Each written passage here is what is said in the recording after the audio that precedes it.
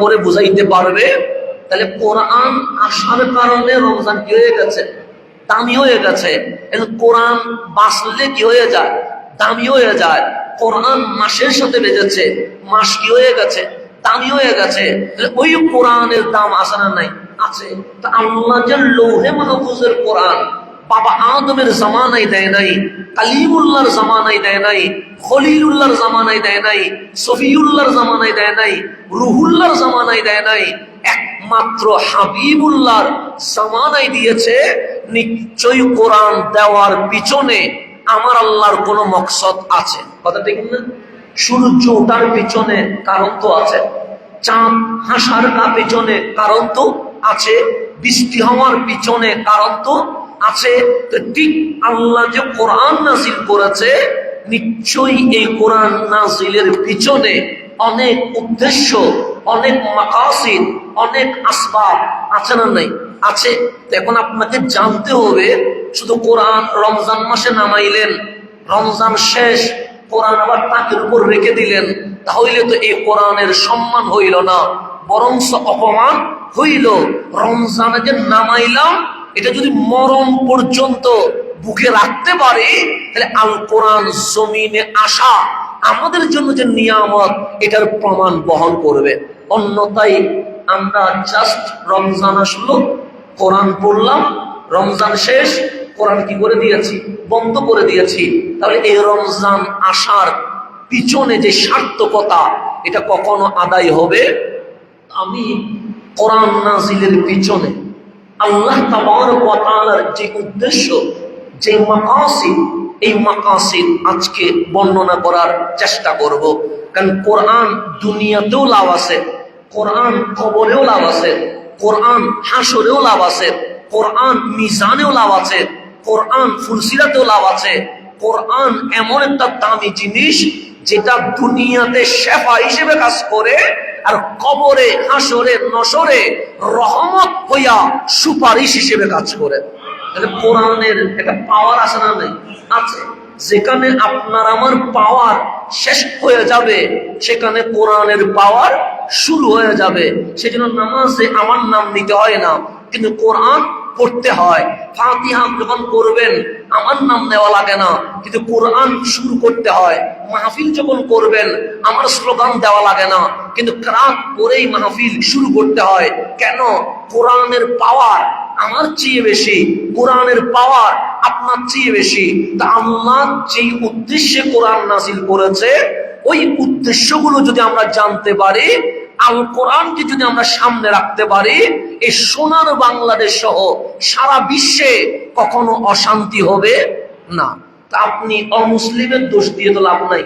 এই যে সোনার বাংলাদেশে দেখেন না, 7 বছরের মেয়ে আসিয়া গতকাল কি হয়ে গেছে? মারা গেছে। এটা কি হিন্দু ফ্যামিলির ছেলে? হিন্দু ফ্যামিলির মেয়ে তো না, মুসলমান ফ্যামিলির তো মেয়ে। এই আমাদের চট্টগ্রামের বাইরে যাওয়ার দরকার না, কালকে হাটাজারিতে বাবার পৈতৃক মেয়ে কিসের শিকার? ধর্ষণের শিকার। হাটাজারিতে গতকাল। তো বাবার কাছে যেখানে মেয়ে নিরাপদ নয়, সেখানে আপনি আমি নিরাপদ থাকবো কোথায়? যে বাবা, এটার নাম নিরাপত্তার আসল স্থান, বিশ্বাসের আসল স্থল, সেখানে বাবার কাছে মেয়ে কি নয়? নিরাপদ নয়। সেখানে আপনি আমি যে নিরাপদ থাকবো, এটার কোনো গ্যারান্টি ওয়ারেন্টি আছে? নাই। যেখানে বাবার কাছে মেয়ে নিরাপদ হচ্ছে না, যেখানে দুলাভাইয়ের কাছে শালী নিরাপদ হচ্ছে না, সেখানে আপনি আমি নিরাপদ থাকবো, এটা হইতে পারে না।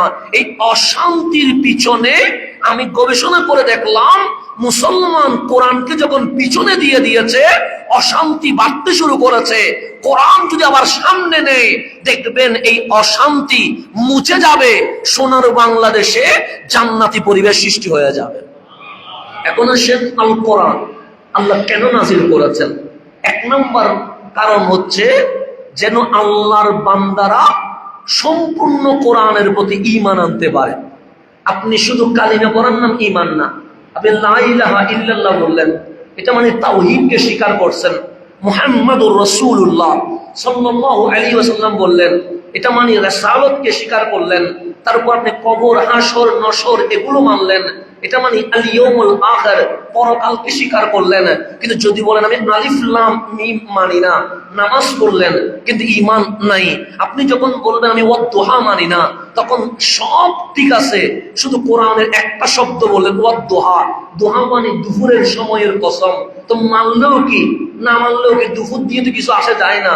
কিন্তু যখনই বলবেন ওয়াদ-দুহা এই শব্দ আমি মানবো না, ঈমান আসে না গেছে গেছে। একটা শব্দ, তাও আল্লাহ বলছে দুপুর বেলার কসম, ওয়াদ-দুহা। এটা অনেক তাফসীর আছে, রাসূলের পাকের চেহারায় আনোয়ারের কসম, অনেক তাফসীর আছে।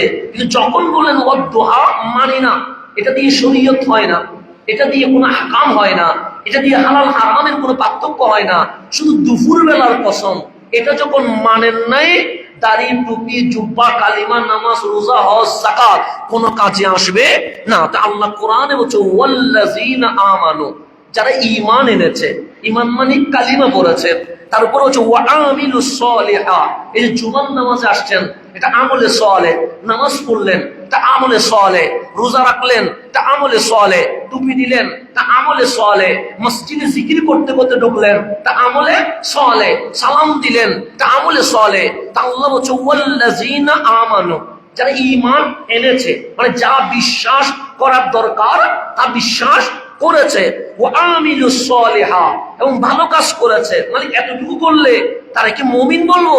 আল্লাহ বলে না, ওয়া আমানু বিমা নুজিলা আলা মুহাম্মাদিন সাল্লাল্লাহু আলাইহি ওয়াসাল্লাম। আল্লাহ বলে শুধু কালিমা পড়ার নাম মুমিন নয়, শুধু নামাজ রোজা হজ যাকাতের নাম মুমিন নয়, আর একটা পার্ট আছে, মালিক পার্টের নাম কি? ওয়া আমানু বিমা নুজিলা আলা মুহাম্মাদিন, আমার হাবিব মুহাম্মদ সাল্লাল্লাহু আলাইহি ওয়াসাল্লামের উপর যে কিতাব নাযিল করেছি এটার উপর সম্পূর্ণ ঈমান আনতে হবে, তাহলেই এটার নাম মুমিন। তাহলে কোরআনের উপর ঈমান আনা লাগবে কি লাগবে না? আল্লাহ বলছে ওয়া হুয়াল হাক্কু মির রাব্বিহিম, কোরআন নিয়ে সন্দেহ করিও না। কেন?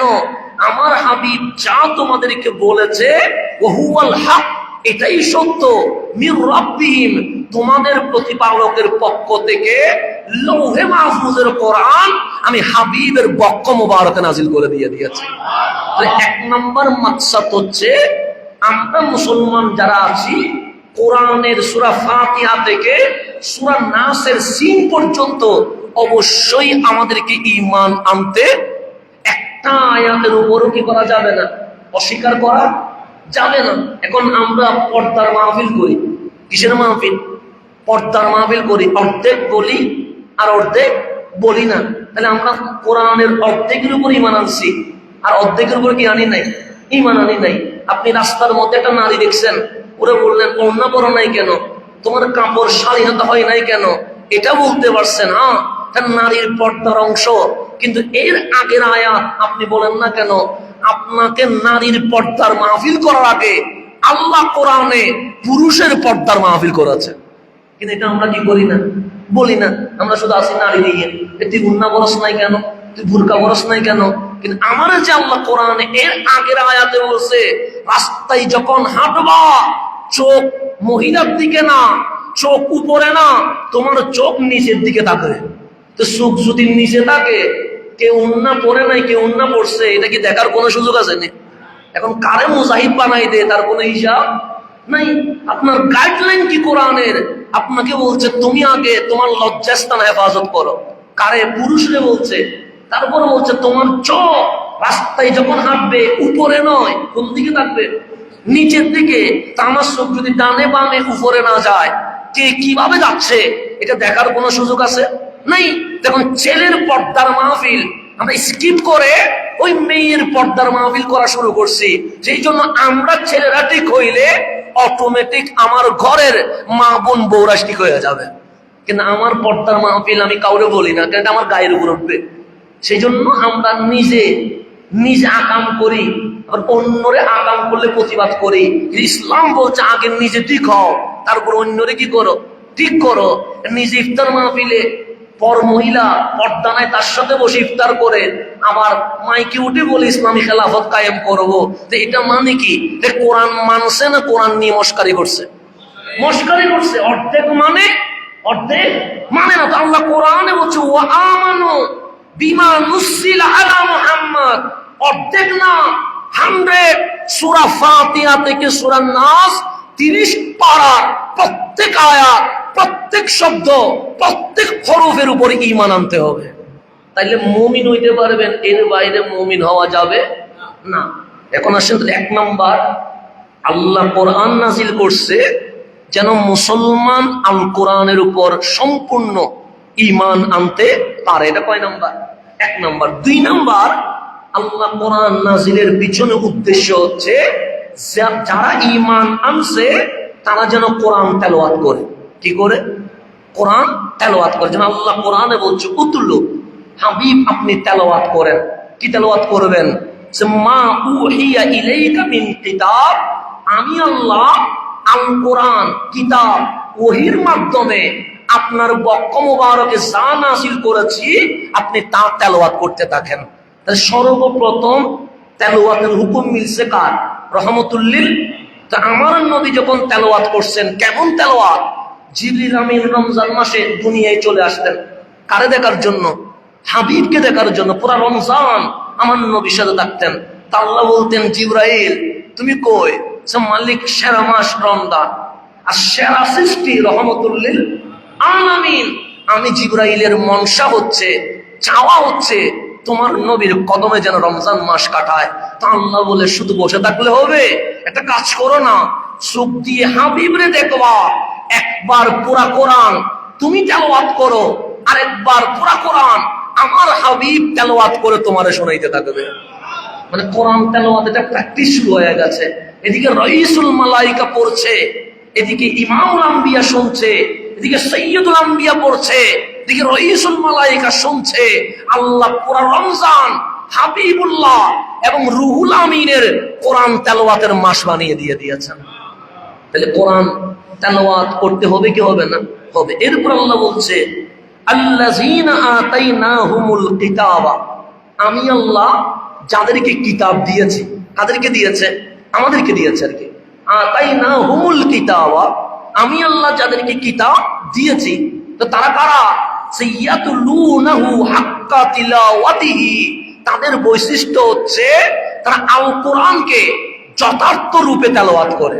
তাহলে আল্লাহ হাবিবের হুকুমের পর হাবিবের উম্মতকে হুকুম করছে, যারা কোরআন পেয়েছো তোমাদের বৈশিষ্ট্য হবে কোরআন তাকে রেখে দেওয়া না, কোরআন ডেস্কে বন্দি করে দেওয়া না, কোরআন মসজিদে গিফট করে দেওয়া না। ইয়াতলুনাহু হাক্কা তিলাওয়াতিহি, তোমাদেরকে যথার্থ রূপে আল কোরআন কি করতে হবে? তেলাওয়াত করতে হবে। উলাইকা ইউমিনুনা বিহি, আল্লাহ বলে যারা কোরআন যথার্থভাবে তেলাওয়াত করে তারাই আল কোরআনের উপর সম্পূর্ণভাবে ঈমান আনে। তাহলে 1 নাম্বার কোরআনের উপর ঈমান আনতে হবে। 2 নাম্বার কোরআন তেলাওয়াত করতে হবে। এখন কোরআন তেলাওয়াত করলে লাভ কি? মুসলিম শরীফের হাদিস, হযরতে আবু উমামা আল বাহিলি রাদিয়াল্লাহু তাআলা আনহু, উনি বলছেন আমি রাসূল আকরাম সাল্লাল্লাহু আলাইহি ওয়াসাল্লামকে বলতে শুনেছি, মানে আমার রাসূল ইরশাদ করেছেন। কি বলেছেন?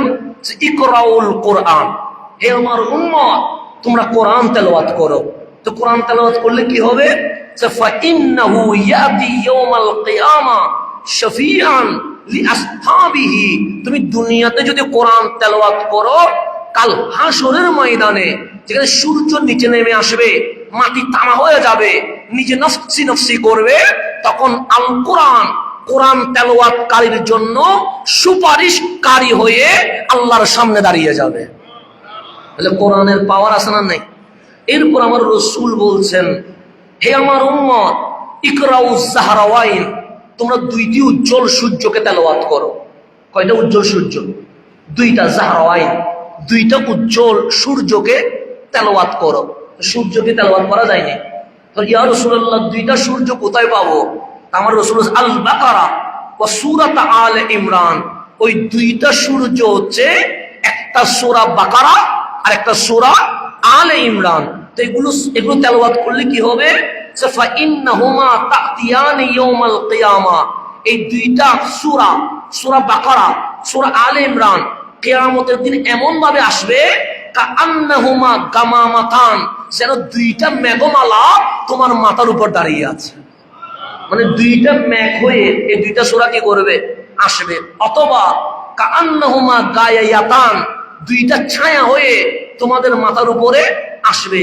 আও কাআন্নাহুমা ফিরকান মিন তায়রিন সাওয়াফা তুহাজ্জান, অথবা এই সূরা বাকারা, সূরা আলে ইমরান, দুই জাত পাখি হয়ে আসবে। ওই দুই জাত পাখি আল্লাহর সামনে তোমার পক্ষ হয়ে তোমার পক্ষে কথা বলতে শুরু করে দিবে। যেদিন আমার হাত আমার পক্ষে কথা বলবে না, যেদিন আমার চোখ আমার পক্ষে কথা বলবে না, যেদিন আমার জিহ্বা আমার পক্ষে কথা বলবে না, যেদিন আমার পা আমার পক্ষে কথা বলবে না, যেদিন আমার মা বাবা আমার থেকে দূরে সরে যাবে, যেদিন আমার বন্ধু সে পর্যন্ত মুখ লুকিয়ে ফেলবে, সেদিন আমার রাসূল বলছে দুনিয়াতে যদি সূরা বাকারা পড়ো, সূরা আলে ইমরান পড়ো, এটা দুইটা সূর্য কেমন ভাবে আসবে, সে কাল হাসরে সূর্য হয়ে আসবে না। কারণ সূর্য হয়ে আসলে তো গরম দিবে, গরম হয়ে আসবে না, মেঘমালা হয়ে আসবে, হয়তো বা ছায়া হয়ে আসবে, হয়তো দুই ঝাঁক পাখি হয়ে আসবে। এসে কি দাঁড়িয়ে থাকবে? বলছে না, যখন সব সৃষ্টি মাখলুকাত তোমার বিপক্ষে দাঁড়িয়ে যাবে, সূরা বাকারা আলে ইমরান সেদিন রহমানের সামনে তোমার পক্ষে কথা বলা শুরু করে দিবে। তাহলে কোরআনের সূরা বাকারার পাওয়ার আছে না নাই? সূরা আলে ইমরানের এই দুইটা যদি আলাদাভাবে আসতে পারে, 30 পারা কোরআনের সাথে যদি আপনার মোহাব্বত থাকে, আপনার আমার কি অবস্থা হবে? কোরআন পড়লে কি লাভ? এটাও মুসলিম শরীফের মধ্যে আছে। আমার রাসূল আরবি সাল্লাল্লাহু আলাইহি ওয়াসাল্লাম উনি বলছেন, মান সাতারা মুসলিমান সাতারাহুল্লাহু ফিদ দুনিয়া ওয়াল আখিরাহ। কোন মুসলিম ভাই যদি আরেকজন মুসলমানের দোষ গোপন করে, সাতারা মানে কি করা, আমরা যে সতর মানে শরীরকে গোপন করা, যদি কোন মুসলিম ভাই অন্য মুসলমানের দোষকে কি করে গোপন করে, মান সাতারা কি করে গোপন করে, দোষ মানে আপনি একটা পাপ করলেন, এটা সমাজে বলা যায় না। এখন দোষ দুইটা আছে, একটা হচ্ছে কোরআনের অপব্যাখ্যা করা, এটাও দোষ। মানুষকে ইসলামের যেটা নয় সেরকম আয়াত ঠিক আছে কিন্তু ব্যাখ্যা করে কি ভুল, এরকম আছে না নাই? আজকে এটা দোষ, এটাকে লুকানো যাবে না, এটাকে ওপেনলি বলতে হবে। আরেকটা হচ্ছে নিজস্ব অপরাধ মানে যেটা করলে সমাজ ভালো চোখে দেখে না, এটা হচ্ছে নিজস্ব দোষ। যখন আপনি দেখবেন আমার একটা অপরাধ, আপনার দায়িত্ব কাউরে না বলে আমারে বলা। আর যদি আমি এখানে বসে মিম্বরে বসে কোরআন সুন্নাহর ভুল ব্যাখ্যা করি, এটা গোপন করার সুযোগ নাই, কারণ গোপন করলে পুরা জাতি পথভ্রষ্ট হয়ে যাবে। কথা ঠিক না? তখন এখানে যারা আলেম থাকবে তাদের দায়িত্ব হচ্ছে দাঁড়িয়ে সবার সামনে আমার ভুলগুলো ধরিয়ে দেওয়া। এখানে দুইটা জিনিস, একটা হচ্ছে গীবত, একটা সংশোধন। গীবত মানে মানুষের নিজস্ব দোষ চর্চা করা, এটার নাম গীবত, এটা করা যাবে না। যেমন আমি যদি কারো নাম ধরে বলি অমুকের ছেলে এটা করছে, অমুকের মেয়ে এটা করছে, এটা নাম কি? গীবত। কিন্তু যখন কোরআন সুন্নাহর অপব্যাখ্যা হবে তখন চুপ থাকা, এটার নাম মুনাফিকি। প্রতিবাদ করা, এটার নাম ঈমানদার। মনে রাখবেন, আমাদের বাংলাদেশে অনেক সময় প্রতিবাদকে গীবত মনে করে, এটা গীবত হয়ে যাচ্ছে না, গীবত না। সেই জন্য বুখারী শরীফ খুলবেন, একটা অধ্যায় আছে নাম কিতাবুল ফিতান। অধ্যায়ের নাম কি? কিতাবুল ফিতান। এখানে নাম ধরে ধরে লেখা আছে কোন কোন মুনাফিক আমার নবীর সামনে বেয়াদবি করছে, নাম ধরে ধরে লেখা আছে। সেজন্য হাদিস যখন খুলবেন, দুটোটা সহিহ হাদিস। একটা হাদিসে আছে যা রজুলুন, রজুল মানে পুরুষ, কোনো নাম নাই। কেন ওনার নাম কি কেউ জানে না? জানে, কেন নাম বলে নাই কেন? ওনার একটা ব্যক্তিগত দোষ হয়েছে। দোষটা কি? আযান শুনে উনি ঘর থেকে বের হয়েছে, রাস্তার মধ্যে একটা অপরাধ, একটা ভুল হয়ে গেছে, একটা যে কোনো একটা ভুল হয়ে গেছে, ইচ্ছাই হোক অনিচ্ছাই হোক। উনি মসজিদে আসলেন, এসে রাসূল নামাজ পড়াচ্ছে, উনি কামলিওয়ালার পিছনে ইবতিদাইতু বিহাযাল ইমাম বলে নামাজ শুরু করে দিয়েছে। ফালাম্মা ইনসারাফা, নামাজ যখন শেষ, ওই মানুষটা দাঁড়িয়ে গেছে। দাঁড়াইছে কি গোপনে না সবার সামনে? সবার সামনে দাঁড়িয়ে গেছে। দাঁড়িয়ে বলছেন, ইয়া রাসূলুল্লাহ, আমি আসার সময় রাস্তায় অনিচ্ছে একটা ভুল হয়ে গেছে, কিন্তু এই ভুল করার পর আমার অনুশোচনা যাচ্ছে। এই ভুল নিয়ে যদি আমি মারা যায়, আল্লাহর সামনে চেহারা দেখাইতে পারবো না। শরীয়তের হুকুম অনুযায়ী যে শাস্তি আমারে দেওয়া দরকার, আপনি রাসূল আমারে শাস্তি দিয়ে দেন। উনি বলে গেছে, তো সবার সামনে বলছে। একজন সাহাবীও ওনার নাম বলে নাই, যা রজুলন, কোন একজন পুরুষ আসছে। তো উনি যখন বলছে রসুলের আপনার দিকে তাকায় না, অন্যদিকে তাকিয়ে আছে, উনি দ্বিতীয়বার আবার বললেন, ইয়া রাসূলুল্লাহ, ভুল হয়ে গেছে আমার, কামলিওয়ালা ওই দিকে তাকায় আছে। উনি বললেন, আমি তো জানি গুনাহ করলে আল্লাহ নারাজ হয়, কিন্তু রহমতুল লিল আলামিন যে নারাজ হয় এটা তো আমি জানি না। আল্লাহও যদি মুখ ফিরিয়ে ফেলে, কামলিওয়ালাও যদি মুখ ফিরিয়ে ফেলে, আমরা যাও কোথায়? আমার কামলিওয়ালার রহমতের সমুদ্রে ঢেউ মেরে দিয়েছে।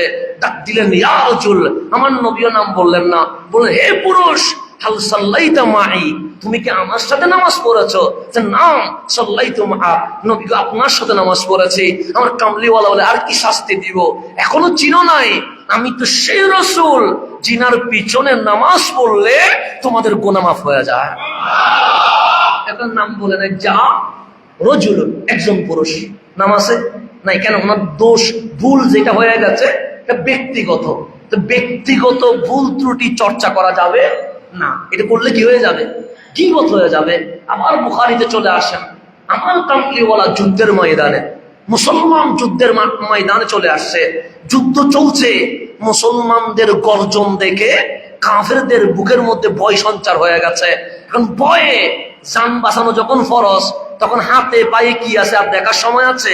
হাতে বুকে যা আছে সব ময়দানে রেখে চলে গেছে। তো যখন চলে গেছে, মুসলমান বিনা যুদ্ধে বিজয় লাভ করছে। এখানে আর কোনো কি হয় নাই, যুদ্ধ, কারণ পালিয়ে চলে গেছে। এখন মাল যেগুলো পড়ে আছে এগুলোর নাম গনিমতের মাল, এগুলোর মালিক মুসলমান। মালিক হচ্ছে কে? মুসলমান, রহমতুল্লিল। তো যে যা পাইছে সবাই কোরাই নিছে। আমি হইলে নিয়ে আমার ঘরে চলে যাইতাম, আপনি হইলে আপনি চলে যাইতেন। কিন্তু সাহাবী বললেন, আমি এগুলা নিয়ে কি করব? আমাদের তো মালের দরকার নাই, আমাদের তো রহমতুল্লিল আলামিনের দরকার। সবাই মাল নিয়ে আসছেন রসুলের দরবারে, পুরা রসুলের সামনে বিশাল স্তূপ হয়ে গেছে। আমার কামলিওয়ালা বলে, কেন এনেছো? সে নবীকে, এগুলো আমাদের দরকার নাই, দরকার তো আপনারে। আমার রসুল বলে, এগুলো আমার কিসের দরকার? আমি তো ইন্না আতাইনা কাল কাউসার, আমি তো কাউসারের মালিক, আমি কাসিমুন ওয়াল্লাহু ইউতি, আমি তো বন্টন করি। তো যিনি বন্টন করে ওনার কোনো মালের দরকার আছে নি? নাই। বস আমার তো এগুলো দরকার নাই। তুই আসলে কি করবো? যে তোমরা লাইন ধরে দাঁড়াও, কারো কারো কারো উপকার বেশি, কারো মাজারে, কারো কম, আমি নবী ইনসাফ করে দিয়ে দিব। সেখানে লেখা আছে ফাজ্জা, সেখানে লেখা আছে বুখারী শব্দ ফাজ্জা, আব্দুল্লাহ ইবনে জিল হুয়াইসারা আত-তামিমি, দেখেন নাম সহ। ওখানে আছে যা রজুলুন, পুরুষ আসছে। এখানে আছে যা এসেছে, নাম আব্দুল্লাহ, নাম কি? ইবনে জিল হুয়াইসারা, আর ছেলে জুল হুয়াইসারার ছেলে। কোন বংশ? আত-তামিমি, তামিম বংশ। বুখারী হাদিস, আমার হাদিস না। আব্দুল্লাহ ইবনে জিল হুয়াইসারা তামিমি আসলো। সে কি হিন্দু? না। বৌদ্ধ? না। চাকমা? না। আপনি আমি 5 ওয়াক্ত নামাজ পড়ি না, কিন্তু ওই আব্দুল্লাহ ইবনে জিল হুয়াইসারার জীবনীতে লেখা আছে জীবনে কখনো তাহাজ্জুদ কাজা করে নাই। 5 ওয়াক্ত নামাজ তো অনেক দূর কি বার, তাহাজ্জুদের নামাজ জীবনে কি যাই নাই। আমরা রমজানে তাহাজ্জুদ করতে পারি না, কিন্তু ওর জীবনে তাহাজ্জুদ কি হয় নাই, বাত হয় নাই। এরকম মানুষ দাঁড়িয়ে আছে। রসুলে পাক সবাইরে দিলেন, তারে কিছু দিলেন না। দাড়িও আছে, পাগড়িও আছে, তরবারিও আছে, কোরআনও আছে, তার কিছু দেন নাই। তো কিছু যদি না পায় তো রাগ উঠবে না? উঠবেই তো। তখন বলছে, এই দিন রসুল ইনসাফ করেন নাই। ইনসাফ করেন, কথা বলছে সামান্য, ইনসাফ করেন, গালি দেয় নাই। আমাদের মতো দোষী গুণে বলে নাই, নিরক্ষর মরা ফসা এগুলো বলে নাই। বলছে এদিল, ইনসাফ করেন, এতটুকু বলছে। ফারুক আজম তরবারি নিয়ে ফেলছে, সে ইজান লিফ আদেরি বা কোনো কাবু, নবী গো হুকুম দেন, গর্দান কি করে ফেলবো? 2 ভাগ করে ফেলবো। কেন? ওমরের আকীদা হচ্ছে এই দুনিয়ায় সবাই থাকতে পারবে, কিন্তু বেয়াদবে রাসূল বাঁচার কোনো অধিকার নাই। এটা ফারুক আজমের আকীদা। আকীদা কার? ফারুক আজম, এটা আমার বাপের না। এটা ফারুক আজমের ইজান লিফ আদরি বা কোনো কাউ, অনুমতি দিবেন গর্দান কি করে ফেলবো। আমার রাসূল দাও, আমার চিনো না, আমি নবীউর রহমা, আমার সামনে রক্তপাত হবে, এটা আমি নবী মানতে ছেড়ে দাও। তারা যখন ছেড়ে দিছে, আমার নবী উনজুর ইলাইহি, ভালো করে দেখো তার দিকে, তার মাথা থেকে পা পর্যন্ত দেখো। সে একলা না, সে ফাইন্না লাহু আসহাবান, কিয়ামত পর্যন্ত তাদের বিশাল দল থাকবে। তো তারা কারা? যে রোজা, এমন রোজা হবে ওদের রোজার সামনে তোমাদের রোজা খুঁজি পাওয়া যাবে না। আমাদেরকে না, সাহাবীদেরকে বলছে, এমন নামাজি হবে তোমরা বলবে আমাদের নামাজ তো কম হয়ে গেছে। এমন সুললিত কণ্ঠে কোরআন পড়বে, ওদের কোরআন শুনে বলবে এটা কি, আমরা তো পড়তে পারি না। আমার রসুল বলছে আমি নবুয়তের কলম দিয়ে লিখে দিয়ে গেলাম, ওদের কলম থেকে, ধনুক থেকে তীর যেভাবে বের হয়ে যায়, তাদের কলম থেকে ঈমান বের হয়ে গেছে। তাহলে মুস্তাগ রসুলের নাম ধরে হাদিসে আসে না নাই? এটা কি গীবত নাকি? না, নিজস্ব ভুল করলে এটাকে গোপন করতে হয়, কারণ এটা বললে গীবত হয়। আর নবীর শানে বেয়াদবি করলে চুপ থাকাটা মুনাফিকি, আর গর্জন দেওয়াটা সাহাবায়ে কেরামের সুন্নত হয়ে গেছে। বুঝতে পারছেন? সেজন্য আমরা হাদিস থেকে এইভাবে করে আমরা মানুষকে বোঝাই, আমরা হাদিসের বাইরে কোনো কথা বলি না। তাহলে গীবত এক জিনিস, কোরআন সুন্নাহর অপব্যাখ্যা করা এটা আরেক জিনিস। নিজস্ব ভুল ত্রুটি এটা প্রচার করার নাম গীবত, এটা কখনো প্রচার করা যাবে না। কিন্তু আল্লাহর শানে বেয়াদবি করলে, রসুল পাকের শানে বেয়াদবি করলে, কোরআন সুন্নাহর অপব্যাখ্যা করলে, তখন চুপ থাকা এটার নাম মুনাফিকি বলে, আর এটাকে ধরিয়ে দেওয়া এটার নাম ঈমানদার বলে। সেজন্য আপনি রাগ করবেন না, আপনি বরং শুভাকাঙ্ক্ষী মনে করবেন, বন্ধু মনে করবেন। কেন? কারণ আমি ধরিয়ে দেওয়া মানে জাতিকে পথভ্রষ্ট থেকে রক্ষা করা। আল্লাহ যেন আমাদেরকে হেফাজত করেন। আমার নবী বলেছেন মান সাতারা মুসলিমান সাতারাহুল্লাহু ফিদ দুনিয়া ওয়াল আখিরাহ, যে একজন মুসলমান ভাইয়ের দোষ গোপন করলো, আল্লাহ তাবারক ওয়া তাআলা শুধু দুনিয়ায় নয়, দুনিয়া এবং আখিরাতে তার সমস্ত অপরাধ গোপন করে রাখবে, কারো সামনে প্রকাশ হইতে দিবে না। এরপরে বলছে ওয়াল্লাহু ফি আউনিল আবদি মা কানাল আবদু ফি আউনি আখিহি, একজন মানুষ তার ভাইয়ের যখন ততক্ষণ সহযোগিতা করবে, আল্লাহ তাবারক ওয়া তাআলা ততক্ষণ পর্যন্ত ওই দানকারী, সহযোগিতাকারী মানুষের সাহায্যের মধ্যে ব্যস্ত হয়ে যায়, রব্বুল আলামিন সাহায্য করতে থাকে। এরপর বলছে ওয়ামান সালাকা তারিকান ইয়ালতামিসু ফিহি ইলমান, যে ব্যক্তি ইলম অর্জনের জন্য রাস্তায় বের হয়ে গেছে। যেমন আপনি জুমাতে আসছেন কি অর্জন করার জন্য? ইলম। এই যে আমরা বসছি, এটা কিসের অর্জন? ইলম অর্জন না? তো ইলম অর্জনের জন্য যারা ঘর থেকে কি হয়ে গেছে, বের হয়ে গেছে, সাহহালাল্লাহু লাহু বিহি তারিকান ইলাল জান্নাহ, এই আপনি আমি যে ঘর থেকে মসজিদে বের হয়ে গেছি, রাস্তায় বের হয়ে গেছি, আল্লাহ তাবারক ওয়া তাআলা এটার ওসিলায় আমাদের জান্নাতে যাওয়ার রাস্তাকে সহজ করে দিয়ে দিবেন। এরপর বলছেন ওয়ামাজতামা কওমুন ফি বাইতিন মিন বুয়ুতিল্লাহ, যারা আল্লাহর ঘরের মধ্যে, বাইতুল্লাহ মানে কার ঘর? আল্লাহর ঘর কোনটা? মসজিদ আর কি। যে মা ইজতামা কওমুন, যে সম্প্রদায় আল্লাহর ঘরের মধ্যে ইজতামা কি হয়ে আছে, একত্রিত হয়ে আছে। তা আমরা কি হয়ে আছি? একত্রিত হয়েছি না? ফি বাইতিন মিন বুয়ুতিল্লাহ, আল্লাহর ঘর সমূহের মধ্যে যে কোনো একটা ঘরে। তো মসজিদ সবগুলো কার ঘর? আল্লাহর ঘরের মধ্যে একটা ঘরে আমরা কি হইলাম? সবাই ইজতামা, একত্রিত হইলাম। কেন একত্রিত হয়েছি? ইয়াতুলুনা কিতাবাল্লাহ, তারা ওই ঘরে একত্রিত হয়ে কোরআন তেলাওয়াত করে। কি তেলাওয়াত করে? তা আপনার তারাবিতে কি শুনেন? কোরআন তেলাওয়াত। নামাজে কি শুনেন? কোরআন তেলাওয়াত। কোরআন তেলাওয়াত চলছে কি চলছে না? শুধু কি কোরআন তেলাওয়াত শুনেন বসেন না? ওয়াইয়াতাদারাসুনাহু বাইনাহুম, এবং তারা কোরআন শরীফ স্টাডি করে, গবেষণা করে, পড়ে। তা আমরা যখন বসছি, কোরআন হাদিসের কথা চলছে কি চলছে না? চলছে। তো এটা করলে কি হয়? ইল্লা নাযালাত আলাইহিমুস সাকিনা, যতক্ষণ ওরা আল্লাহর ঘরে একত্রিত হয়ে আল কোরআনের চর্চা করবে, আল হাদিসের চর্চা করবে, শরীয়তের চর্চা করবে, তরিকতের চর্চা করবে, হালাল হারামের স্টাডি করবে, ততক্ষণ পর্যন্ত আল্লাহ ডাইরেক্ট রহমত নাজিল করতে থাকে। আল্লাহ, আমরা রহমতের শামিয়ানায় আছি কি নাই? তো শুধু কি রহমত হয় না, শুধু শান্তি প্রদর্শন বা গাশিয়াত হুমুর রাহমা, তাদেরকে চতুর্দিকে রহমত বেষ্টন করে থাকে। তার উপর সুওয়াখাফাত হুমুল মালাইকা, তাদেরকে ফেরেশতারা নিরাপত্তা দিয়ে থাকে। মানে আমাদের চতুর্দিকে কি আছে? ফেরেশতারা দাঁড়িয়ে আছে বডিগার্ড হিসেবে। তারপর ওয়াযাকারাহুমুল্লাহু ফীমান ইনদাহু, আমরা এখানে বসে কথা বলছি কার? আল্লাহর কথা বলছি না, এখানে কারো বাপদাদার কথা বলছি? কারণ নানার বাড়ির কাহিনী বলছি না, আমরা কথা বলছি কিসের? কোরআনের। আমরা কথা বলছি রহমতুল্লিল আলামিনের। আমরা কথা বলছি কার? তো আমরা দুনিয়ায় সাজিয়েছি মাওলার জিকিরের মাহফিল। আমার রাসূল বলেছে যাকারাহুমুল্লাহু ফীমান ইনদাহু, আল্লাহর আশেপাশে যত ফেরেশতা আছে আমার মাওলা সেই ফেরেশতাদেরকে নিয়ে আমাদের জিকিরের মাহফিল শুরু করে দিয়েছে। আমরা মাহফিল করছি এখানে, মাওলা মাহফিল করছে সেখানে। তা দেখেন কত দামি। আমরা যে এখানে বসলাম, আমরা জিকির করছি কার? আল্লাহর। আমার রাসূল বলেছে যাকারাহুমুল্লাহ, আর আমার আল্লাহ তাদের জিকির করছে। মাওলা একলা করছো? না, তোমরা তো একলা করো নাই, তুমি হাসান বসেছো আর হাজারো মুসল্লি তোমার কথা শুনছে। আর আমি যদি একলা করি তোমার মাহফিলের চেয়ে কম হয়ে যায়, আমি তোমার চেয়ে আরো সুন্দর মাহফিল করব। ফীমান ইনদাহু, আমার গুনাহ আছে, আমাদের গুনাহ আছে, কিন্তু মালিক যাদেরকে নিয়ে মাহফিল করছে আমাদের ব্যাপারে ওদের কোনো গুনাহ নাই। এটা আমাদের চেয়ে মাহফিল, এটা দামি না? কোরআন তেলাওয়াত করলে লাভ আছে না নাই? তাহলে এক নাম্বার আল কোরআনের উপর সম্পূর্ণ কি আনতে হবে?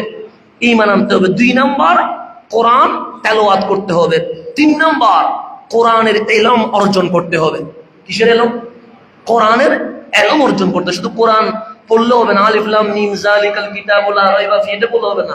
কোরআনের ইলম কি করতে হবে? অর্জন করতে। আল্লাহ কি বোঝাতে চায় এটা বুঝতে হবে।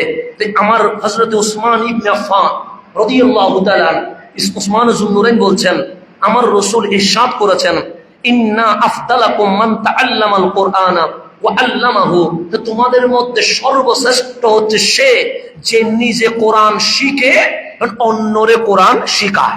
তার চেয়ে আফজল, তার চেয়ে সর্বোত্তম এই জমিনে আর কেউ নাই। তাহলে কোরআন নাজিল করার পিছনে 1 নাম্বার সম্পূর্ণ কোরআন আমাদেরকে ঈমান আনতে হবে। 2 নাম্বার কোরআন তেলাওয়াত করতে হবে। 3 নাম্বার কোরআন নিজে শিখতে হবে, অন্যরে শিখাইতে হবে। 4 নাম্বার উদ্দেশ্য হচ্ছে কোরআনের আয়াত নিয়ে গবেষণা করতে হবে। যেমন সায়েন্স বিজ্ঞান গবেষণা করে কি করে না? করে। কিন্তু কোরআন নিয়ে গবেষণা করতে হবে। কেন? আল্লাহ বলছেন কিতাবুন আনজালনাহু ইলাইকা মুবারাকুন, হাবিব আমি আপনার কলবে যে কোরআন নাজিল করেছি এটা বড় বরকতময়। কেন নাজিল করেছি জানেন? আয়াতিহি, তারা যেন কোরআনের আয়াত নিয়ে গবেষণা করে, চিন্তা করে। ওয়ালিয়াতাযাক্কারা উলুল আলবাব, আর যারা বুদ্ধিমান আছে তারা যেন কোরআন থেকে উপদেশ গ্রহণ করে। তাহলে আমাদেরকে কোরআন নিয়ে স্টাডি করতে হবে। কারণ কোরআন নিয়ে যত বেশি স্টাডি করবেন, ইসলাম হক, দ্বীন হক, এটা কি হয়ে যাবে? প্রমাণ হয়ে যাবে। এটা 4 নাম্বার। 5 নাম্বার কোরআনে যেই এলম আমরা অর্জন করেছি সেই এলম অনুযায়ী আমল করতে হবে। সেই এলম অনুযায়ী কি করতে হবে? শুধু এলম অর্জন করলে হবে না, এটা কি করতে? প্রয়োগ করতে হবে। তাই আমার রাসূল বলছেন, এটা ইবনে হিব্বানের মধ্যে আছেন, কামলিওয়ালা বলছেন, আল কোরআন ও শাফিউন, কোরআন সুপারিশকারী। কোরআন কি কারে? তারপর বলছে শুধু সুপারিশ করবে, মুশাফফাউন, কোরআনের সুপারিশ কবুল করা হবে। অনেক সময় আমরা পরামর্শ দিকে দেই না, এটা অ্যাকসেপ্ট হইতেও পারে, অ্যাকসেপ্ট নাও হতে পারে। তো আমার রাসূল বলছে কাল হাসরের ময়দানে আল কোরআন শাফিউন, কোরআন সুপারিশকারী। তো সুপারিশ তো করবে, কিন্তু আল্লাহ অ্যাকসেপ্ট করবে কিনা? আমার রাসূল মুশাফফাউন, অবশ্যই কোরআনের সুপারিশ কি করা হবে? কবুল করা হবে। ওয়া মাহিলুন মুসাদ্দিকুন, কোরআন সত্যায়িত প্রতিবাদী। কোরআন হকের পক্ষে কথা বলে, ন্যায়ের পক্ষে কথা বলে, অন্যায়ের বিপক্ষে প্রতিবাদ করে। এটার নাম কি? কোরআন। তা আমরা যারা কোরআনের কথা বলি, আমরা যারা হাবিবের উম্মতের কথা বলি, অবশ্যই আমাদেরকে ন্যায়কে ন্যায় বলতে হবে, অন্যায়কে অন্যায় বলতে হবে। কে কি মনে করলো এটা নিয়ে আমাদের দেখার কোনো সুযোগ নাই। এটা মনে রাখতে হবে, ন্যায় ন্যায়, অন্যায় অন্যায়। আমরা সেই জন্য আমরা যারা ইসলাম নিয়ে কথা বলি, আমরা একমুখী কোনো দলের হওয়া এটা কখনো মানায় না। আমরা হককে হক বলবো, না হককে না হক বলবো, ন্যায়কে ন্যায় বলবো, অন্যায়কে অন্যায় বলবো। সেজন্য আমরা আমাদেরকে আপনারা যে দলে করুন অসুবিধা নাই, আমাদেরকে আপনাদের সেই দলে নেওয়ার এটাই করাটা উচিত নয়। কেন? কারণ কোরআন হচ্ছে মাহিলুন মুসাদ্দিকুন, সত্যায়িত প্রতিবাদী। সুতরাং যদি আমি নবীর উম্মত হইয়া আল কোরআনের পক্ষে কথা বলি, অবশ্যই আমাকে অন্যায়ের বিরুদ্ধে কথা বলতে হবে। এখানে কোন এক বিন্দু ছাড় দেওয়া যাবে না। তারপর বলছেন মান জাআলাহু আমামাহু, যে নিজের জীবনে কোরআনকে সামনে রাখবে, মানে আমি কোরআন হ্যাঁ বললে হ্যাঁ, কোরআন না বললে না, এটাকে যে সামনে রাখবে। তারপর আমার রাসূল বলছেন কাদাহু ইলাল জান্নাহ, এই কোরআন তোমাকে জান্নাতের প্রতি পথ প্রদর্শন করে তোমাকে জান্নাতে নিয়ে যাবে। তাহলে কোরআনকে কি রাখতে হবে? সামনে রাখতে হবে। তারপর বলছেন ওয়ামান জাআলাহু খালফাহু, যে কোরআনকে পিছনে রাখবে। দুনিয়ায় সামনে চলার সময় সিনেমা, নাটক, জেনা, মাদক, কিশোরী গ্যাং এগুলো আগে, কোরআন কোথায়? পিছনে। আমার রাসূল বলেন সাকাহু ইলান নার, তোমাকে কোরআন চালিয়ে জাহান্নামে নিয়ে যাবে। সুতরাং কোরআন সামনে থাকলে জান্নাত, কোরআন পিছনে থাকলে জাহান্নাম। যে কোরআন নাজিল হইছে, 1 নাম্বার সম্পূর্ণ কোরআনের উপর ঈমান আনতে হবে। 2 নাম্বার কোরআন তেলাওয়াত করতে হবে। 3 নাম্বার কোরআন নিজে শিখতে হবে, অন্যরে শিখাইতে হবে। 4 নাম্বার কোরআন শুধু শিখলে হবে না, কোরআন নিয়ে ভাবতে হবে, গবেষণা করতে হবে। 5 নাম্বার কোরআন থেকে যা শিখেছি সেই মোতাবেক কি করতে হবে? আমল করতে হবে। 6 নাম্বার শুধু নিজে আমল করলে হবে না, কোরআন প্রচার করতে হবে। কোরআন কি করতে হবে? আপনি নিজে নামাজ পড়েন, কেউ বিরোধিতা করবে না। নিজে রোজা রাখেন, কেউ বিরোধিতা করবে না। নিজে হালাল খান, কেউ বিরোধিতা করবে না। নিজে হারাম ছেড়ে দেন, কেউ বিরোধিতা করবেন না।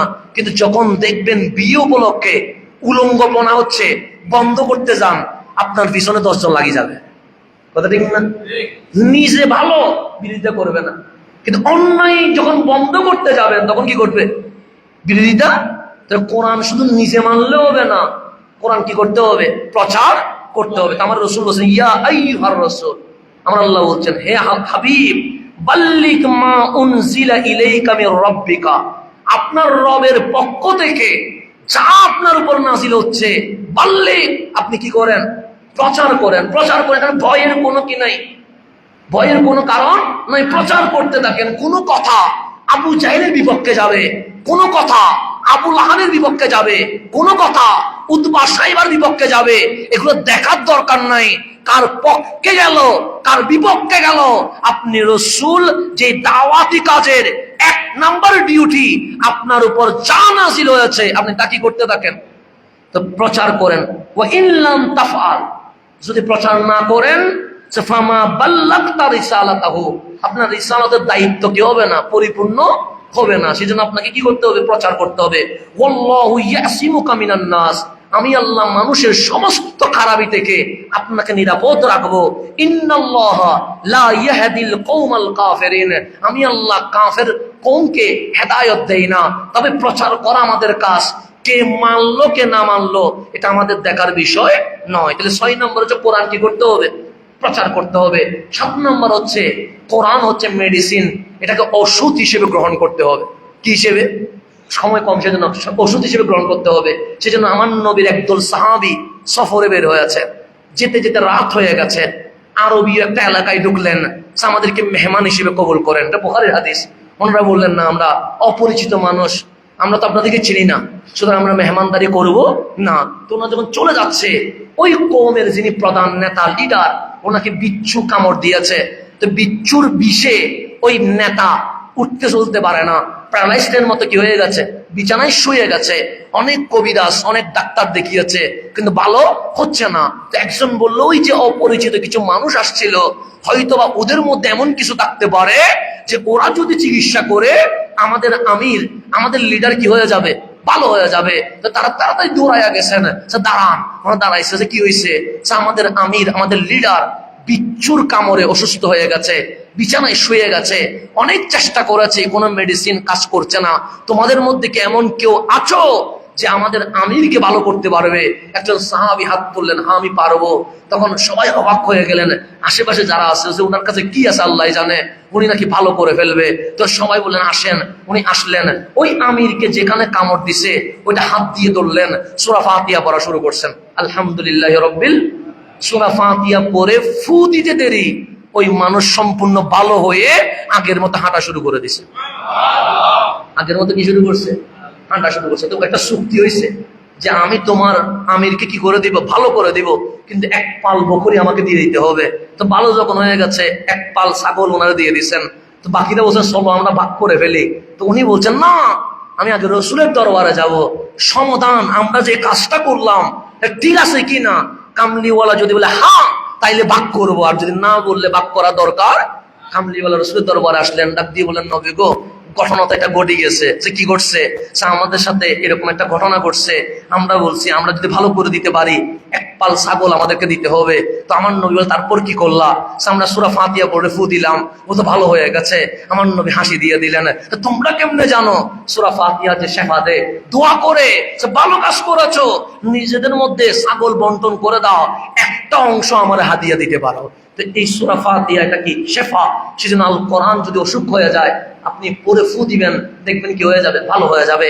৮ নাম্বার যেটা মূল উদ্দেশ্য, আল কোরআন মোতাবেক ফয়সালা দিতে হবে। কি মোতাবেক? আল কোরআন মোতাবেক। আজকে যে আসিয়া মারা গেছে, ফয়সালা ব্রিটিশ ল দেয়, সেজন্য আসিয়া মারা গেছে। আজকে যে আমার বোন বাবা কর্তৃক দর্শনের শিকার হয়েছে, ফয়সালা ব্রিটিশ ল দেয়।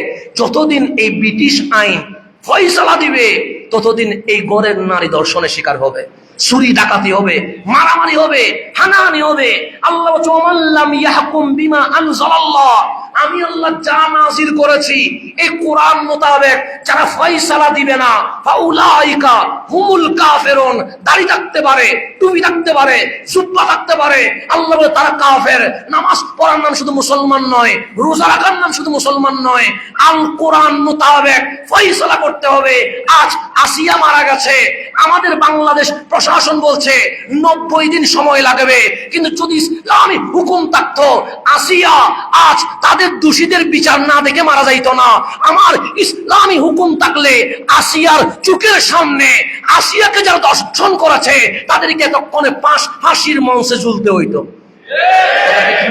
কোরআনের না থাকার কারণে আজকে জামিলা এগুলো হচ্ছে।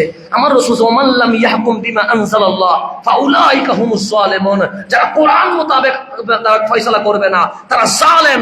আমার আল্লাহ ওয়াল্লাম ইয়াহকুম বিমা আনজালাল্লাহ, যারা কোরআন মোতাবেক ফয়সালা করবে না ফাউলাইকা হুমুল ফাসিকুন, তারা ফাসিক। আল্লাহ বলছে যদি কোরআনে সমাধান দুনিয়াতে ফয়সালা যদি দেওয়া না যায়, তোমরা জালেম, তোমরা কাফের, তোমরা ফাসিক। তাহলে কোরআনের শাসন যতদিন কায়েম হবে না ততদিন সোনার বাংলাদেশ বিশ্ব শান্তি করার কল্পনা করা বোকামি ছাড়া আর কিছুই নয়।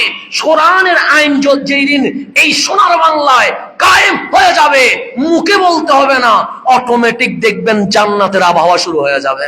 তাহলে কোরআন নাজিলের পিছনে উদ্দেশ্য কয়টা? 8টা। কয়টা?